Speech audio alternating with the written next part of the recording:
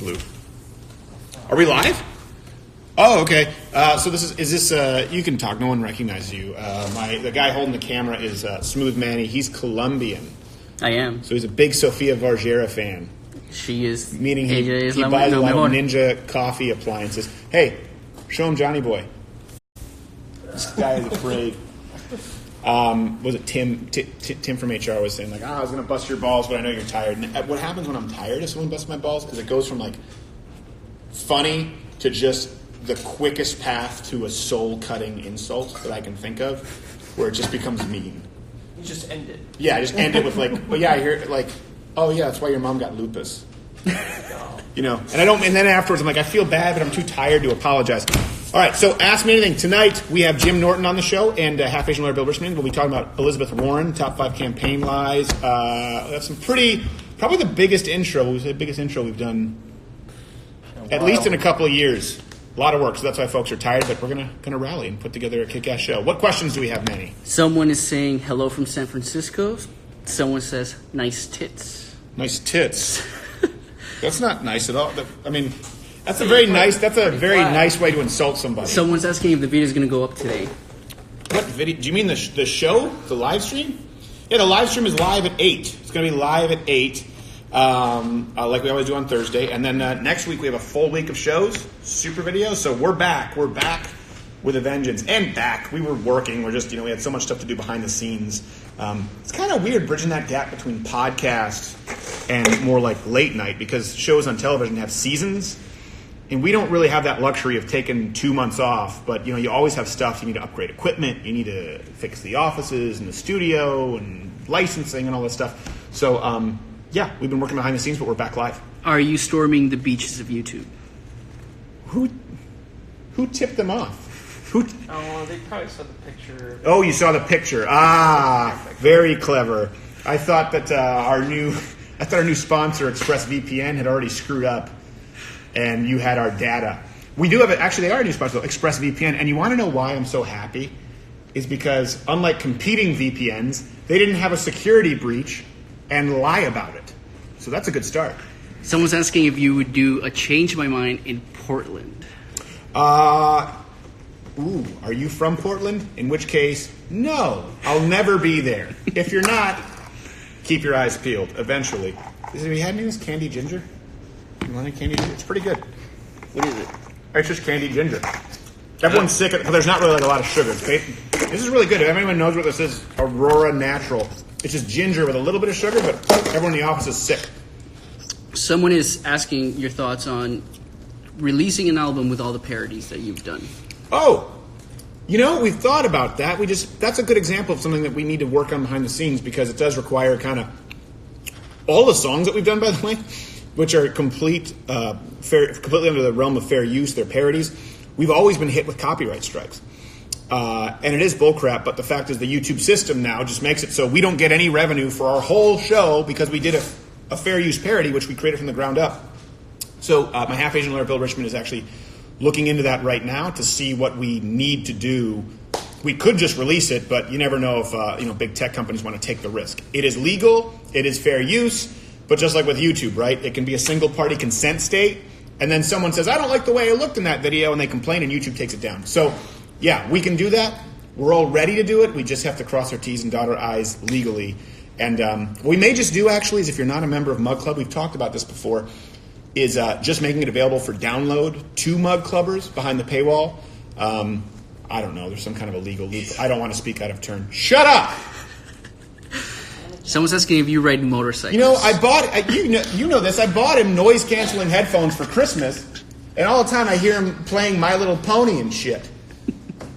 Okay. If you ride motorcycles.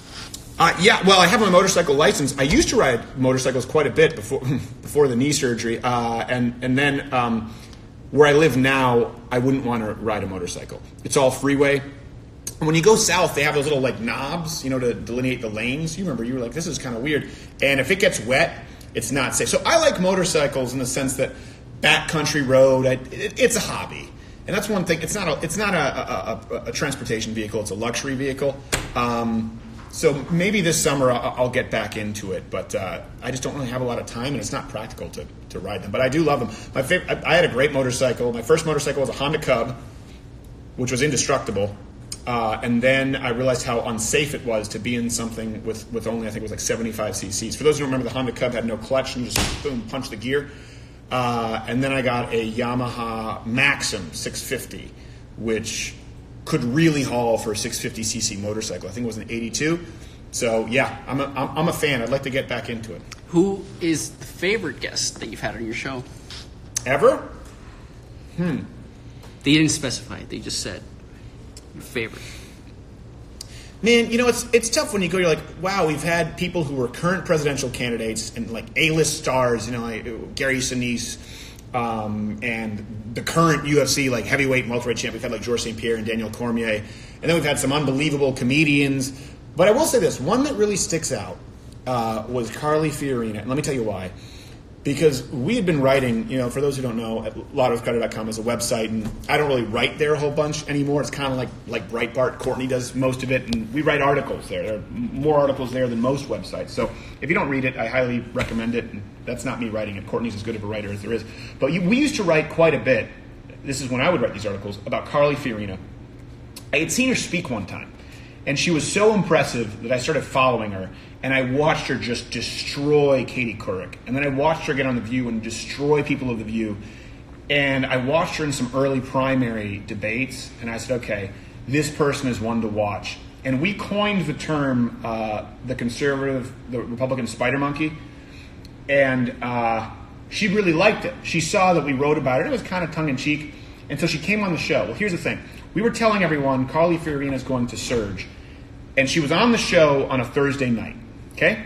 She was on our show that night, finished taping via Skype our show, and then walked out on the stage an hour later, and the next day she was number one in the polls because she had an unbelievable showing. And a lot of people were searching her from our show. So it was just kind of one of those things where the stars aligned, and I was really happy to have been a part of it and also to draw more attention to her because I still say she's, if you haven't seen Carly Fiorina on her feet, just without a net, debating people, she is impressive. And she's really pretty sweet behind the scenes, too, yeah.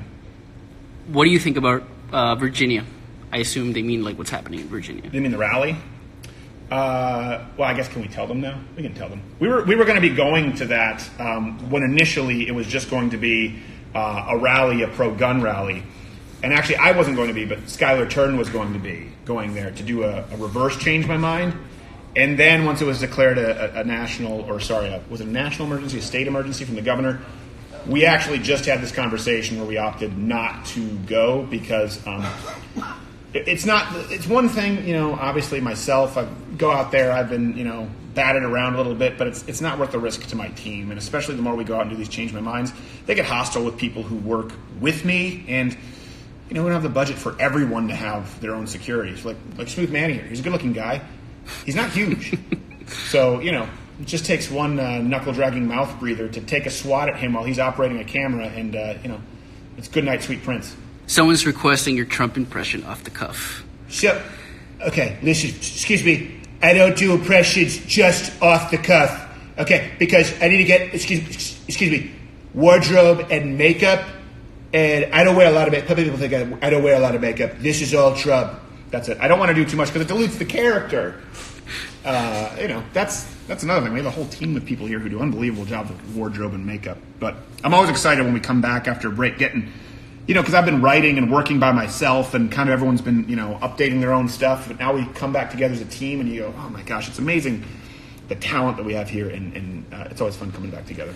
What's your favorite Seinfeld episode, and why do you love Walther? Ooh. Two completely unrelated questions. Methinks you're cheating a little bit. You're sneaking two in there. Favorite Seinfeld episode? Don't show Johnny Boy because he won't. He doesn't want to be on camera. But what's your favorite Seinfeld episode? We'll just hear you. I have one in mind. You go first. Okay, I have a couple. I really like Milos. Score one for Milos. The one where Jerry's learning to play tennis, and he agrees to let Milos, this tennis instructor, win to impress his wife. And then Milos gets really cocky and starts trash-talking Jerry. and then Jerry turns it up and embarrasses him.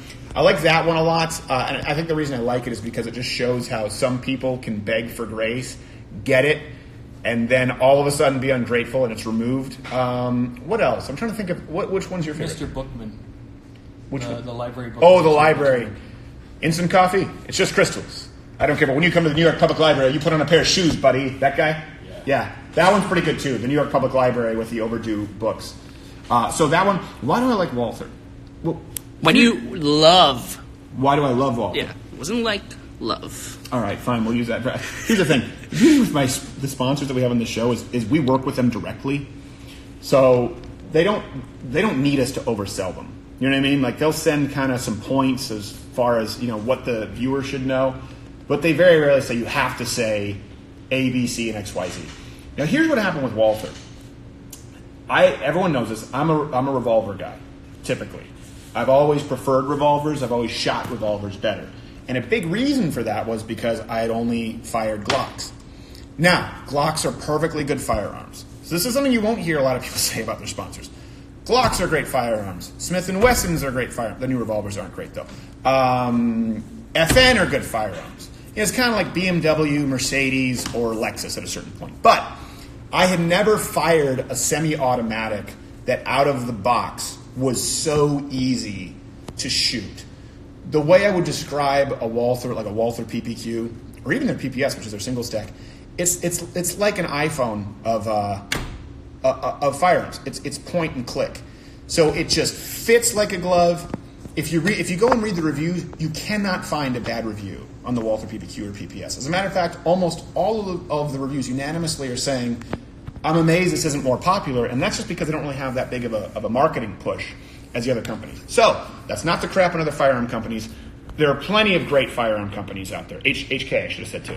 And I enjoy them now. But Walther was what brought me into semi-automatics. And the more I fire others, the more I appreciate it. Like, I for example, for a period a long time ago, I had a Glock. And I had to, the first thing I had to do was get the trigger kind of fixed because it was just a little bit spongy, and get the stippling on and it just never felt right. The Walther, even without the added palm swells that they have, it's just out of the box, easy, and I shoot tight groupings, and I've never had a misfire. That's not true, and people get really mad about this. I've had my Walther PPQ 22 basically not rack the slide with some crappy ammo. But really, that's because it's crappy ammo. I was using, is it Aguila, the Mexican ammo? They can't do anything right. How do you realize you affect our political opinions so much, and how do you feel about it? Thank you. Well, first off, that's very kind of you. Here's the thing. You try and strike a balance with this, with what we do, right? Anytime you're in the public eye, anytime you have a relatively high profile, it's important to be humble and to be appreciative, but also recognize the influence that you have. And that's kind of been a struggle for me because I tend to be self-deprecating. A lot of people here kind of know I tend to have pretty low self-confidence in the sense that the reason we keep doing things often like bigger and more grand super videos or intros is because I always think, man, people, if we're not doing something new, people are going to stop tuning in. I always want to earn your viewership. And I see so many conservatives and people in media who just sort of take it for granted. On the flip side, I have become more aware, particularly that's when we do the live shows at schools and things like that, of the influence that and it's not really just my show. It really is a team effort that we have. And, I take it seriously. That being said, I take it seriously, but you shouldn't take me too seriously. Sometimes things are just meant to be funny. But if you know how to read between the lines and you have a sense of humor, I think contextually it's pretty easy to understand. But I appreciate that. And that's also why I don't try to tell you what to think. That's why we always try to provide sources. I really do hopefully encourage you how to try and think for yourself. And Smooth Manny actually knows this because we do the old studio in my garage is a jiu-jitsu gym, and as opposed to teaching moves, which a lot of people might do when I coach, I try to teach concepts so that someone like Smooth Manny can develop his own game and look at scenarios and kind of find a path to victory. And if nothing else, I hope I've helped you guys find a way to do that rather than just giving you a bunch of information that's pretty tough to sort of mentally categorize. On that same note, this is more of a comment. M_read_02 says, like, actually, I was a hardcore liberal until I found your Change My Mind videos. Thank you. Thank you so much. You've influenced me. Thank you. Thank you very much. But I will tell you this. Do not stop with the Change My Mind videos. Go, and I don't mean go on to more of our content. Go read Thomas Sowell. Go read up John Stossel. Go read Noam Chomsky, by the way. I encourage you to watch shows like, I'm trying to think, Vox, Young Turk. I encourage you to watch and read everything you can from people on the left and on the right. Because Change My Mind is probably the least purely informative of the content we do, in the sense that I'm not sitting there just reciting information for you, for example, like a clip that you might watch on YouTube. That's kind of an example. Hopefully it shows you how you can have conversations and how you should approach reasoning, rationalizing your own arguments. So thank you. I appreciate so much that you watch Change My Mind, but it really is meant to be kind of a gateway to you looking up more information on your own. We got 2 requests for impressions. You can pick or not. Bernie or Ben Shapiro? I can't do Bernie right now because everyone here knows I've been sucking on elderberry lozenges. Here's the problem with impressions: is when you're put on the spot, it's never really as funny as it is if you just do it. It's a fact. If I do it when I've actually written something in my act, well then the impression might have contextually a little more information. Okay, that's what actually matters here.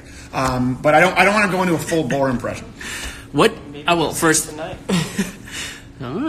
Are you a Christian? And what Christian denomination do you identify with? Okay. Counter question to your first question. Do you watch the show? And this is one thing, too, I think a lot of people sort of think, or I've seen Christians think, if you don't mention it always, all the time, then you must not be a Christian. First off, we do Mass Monday, if you're a Mug Club member. It's not every Monday, but every other Monday, where we take on biblical issues. I think next week, if I'm not mistaken, we're doing a Mass Monday all about sex, because we get a lot of requests for life advice about sex. Either this coming Monday or the following Monday. I don't know. It's in the schedule. I don't, and I know this sounds like a cop-out, I don't identify with any particular denomination. And that doesn't mean that I'm just spiritual. No, I go to church. I go to a non-denominational church. I think its background is Baptist. But growing up in Montreal, outside of Catholic, it was kind of take what you can get.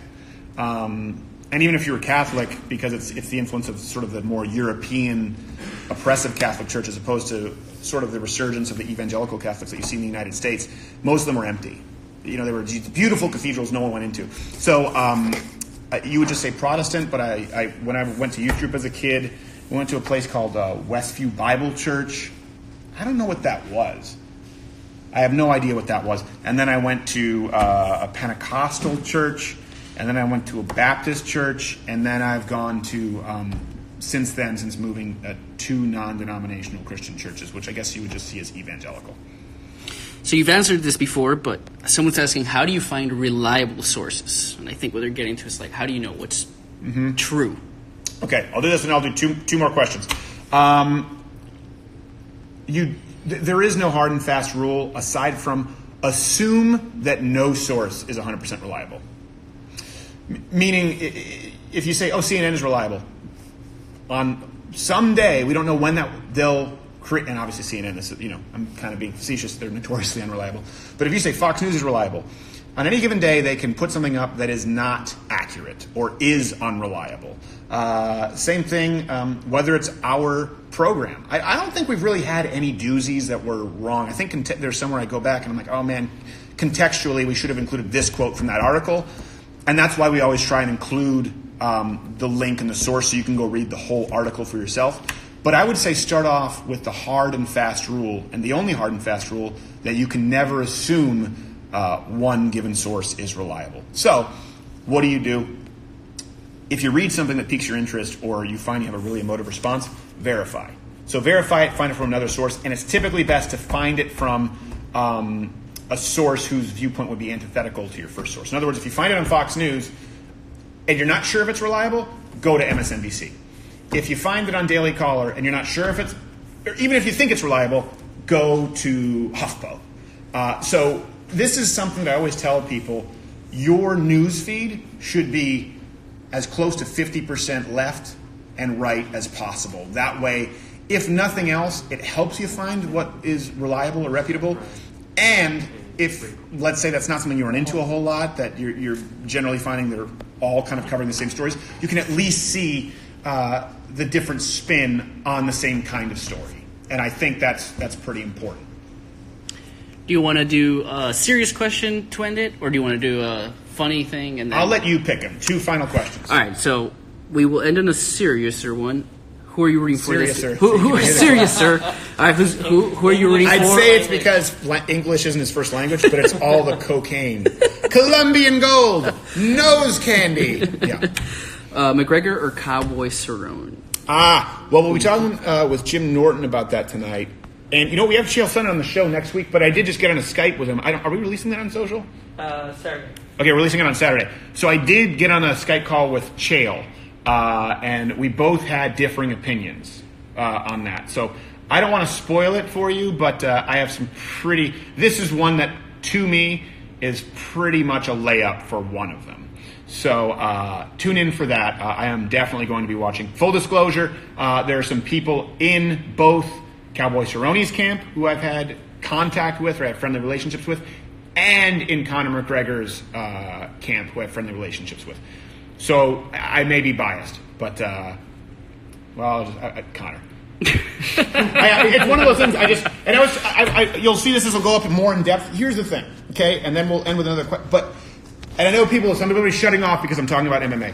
I'm a grappler. I've been doing jiu-jitsu for a long time. Amateur, ham and egger. I'm not great. But I've done some striking, primarily Western boxing. And the reason I've primarily done Western boxing, there's a really good coach who we came in contact with from jiu-jitsu and MMA school. And he's a great guy. He's also conservative. I trust him. And so we've done a lot of private lessons. But I'm a big fan of Western boxing. Then I've gone and trained with Dutch kickboxers, okay? And it's all really important. But I think that for MMA, the most important thing is good Western boxing with kick awareness and defense. What do I mean by that? If you watch Cowboy Cerrone, he's very upright, he's very rigid. That's a classic kind of kickboxing stance. It becomes a little bit of rock'em sock'em robots, right? Muay Thai guys tend to be very tough, but they tend to be very susceptible to counters. Conor McGregor uses distance really well in good classic Western boxing. Kickboxing doesn't focus on angles as much because they can often just kick off the center line and come in. And in MMA, that doesn't really work. We see that with a guy like Alistair Overeem, right? He was a K1 kickboxing champion. But his defense relied on a high guard and giant gloves. That's gone in MMA, and he's gotten knocked out by people who are nowhere near the qualified kickboxer that he is. Cerrone, great guy from what I understand. Very entertaining fighter. Very good fighter, but he is susceptible to good counter boxing, and he typically has struggled with southpaws. What do you have with Conor McGregor? Both of those things. The one variable is it's taking place at 170, and we don't know if Conor has the same knockout power at 170. But I think this is meant to be a layup for Conor, and it would be stupid to look past Cowboy, but I think it's meant to be a layup for Conor to set the stage for the rematch with Khabib. All right, last one. How do you find time in the day to do your thing, stay on top of current events, but also find time for yourself and your family? I'm working on it. I am working on it. It is tough. It is tough. During this break, I did shut off for like a week and a half. There was a period where I just completely shut off news. And then I came back and I was like drinking from a fire hose and going, oh my God, what happened? Bernie said, what? Wait, Cory Booker dropped out? Castro? And someone called him an effing Mexican on a live mic? How is this going? So it's tough, but here's the thing. It's not tough because of staying up on current events. Anyone can do that. What's tough is trying to make sure that all the work the team here puts in is worth it. And it's the performing, it's the writing, it's the producing, it's the directing, it's the business side too. I mean, this is a business, right? You guys have signed up for Mug Club and you expect to get value for your money, and we want to give you value for your money. So we produce a lot of content, and we're always trying to do something new. So I wouldn't say that it's hard just to stay on current events and find time for my family. It's hard to do this whole job and have time for my family. And I think you just kind of have to pick your priorities. I haven't always been great at that in the past, but you also have to accept your limitations. For a good example, Cowboy Cerrone. Cowboy Cerrone is a professional fighter, but I look at him, he's riding ATVs all the time. He has his own paintball field. He has a speed boat. He does underwater, is it spelunking if it's underwater? Or is it cave diving? I don't know. I'm like, oh my gosh, how does he have the time? Because for me, after about 5 or 6 o'clock, when I've been up and working since 5 in the morning or so, I'm spent. And so I just have to accept that I get up, I have time in the morning that I spend with my wife. I have time to, for hobbies, whether it's jiu-jitsu, going to the gym. I try and take some time in the middle of the day for lunch and a little bit longer break. And after that, I'm going to be pretty lazy and binge watch shows or films or kind of do some prep for the next day. But I'm never going to be that guy, or when I retire maybe. But during this season of my professional career, I have to prioritize my work and the people. Obviously, God and family come first. But I have to prioritize mainly 2 things: God and family, and my work, because my work kind of is my extended family. We have about 12 to 15 people who work here, and it's more important to make sure that the lights stay on for them than it is for me to take on a new activity. And that just comes up for me. I'm still learning how to not put too much on my plate, and it's a challenge. So sometimes when I offer you guys self-help with the clothes, it's as much because I need to hear it as you. But yeah, I'm still working on it. If you have any tips, I would love to hear them. Finally, just tell people when they can watch the show and what to expect. They like me. They really like me. Manny's the one reading the questions here. I think it's going to be a better with this front, but I'm sure some of the things on there are horrible. I'm sorry that Smooth Manny's been subjected to it. 8 p.m. Eastern. Jim Norton tonight. We're going to be talking about Elizabeth Warren and the top 5 campaign lies. And oh my gosh, this is one thing too that I will say. When I do the research for these segments, sometimes you kind of remember the Native American thing. You kind of remember the public school lie. But when you put it all together, and I do the research with a beast of a researcher, Reg, who's unbelievably, inhumanly strong as well, sometimes I'm shocked. And I go, oh my gosh, this is so much worse than I remember, because it kind of passes through. So 8 p.m. tonight, we'll be talking about Elizabeth Warren, talking about the election, the debates. And what was the other thing I was saying? I don't know. But 8 p.m. Eastern tonight, and we are back full bore starting today. Does that work?